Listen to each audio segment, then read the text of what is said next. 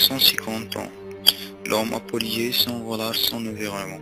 Beaucoup de dégâts ont été causés, mais de nombreuses possibilités s'ouvrent à l'être humain pour réparer, ou du moins éviter qu'empirent les conséquences de son égoïsme. Depuis quelques années, ce dernier a commencé à prendre conscience de ses actes nuisibles à la faune et la flore.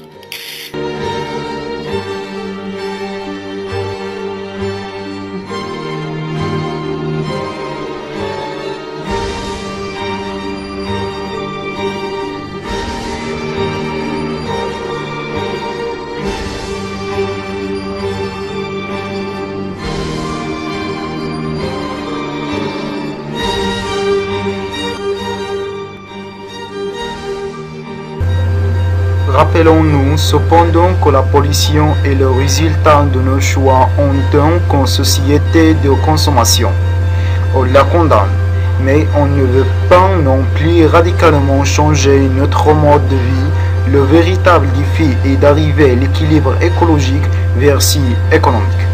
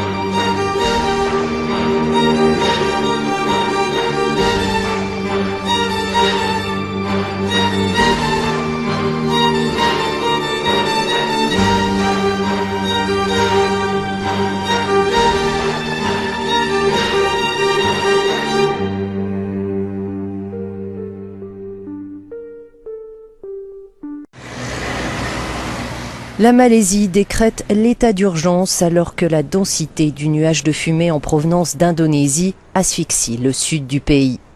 Dans l'état de Johor, la pollution n'avait pas été aussi grave depuis 16 ans. Rares sont les habitants à se risquer dans les rues des grandes villes. À Muar notamment, les particules présentes dans l'air constituent un danger pour les personnes âgées et les malades. À l'origine de cette pollution, des feux de forêt sur l'île indonésienne de Sumatra, des incendies volontaires selon les autorités et plusieurs ONG qui soupçonnent les producteurs d'huile de palme et de papier de chercher à déboiser leurs concessions à moindre frais. Hier soir, les pompiers sont parvenus à déclencher des pluies artificielles au-dessus des feux. Particulièrement affectée depuis une semaine par cette pollution, la cité-État de Singapour recommençait à respirer aujourd'hui.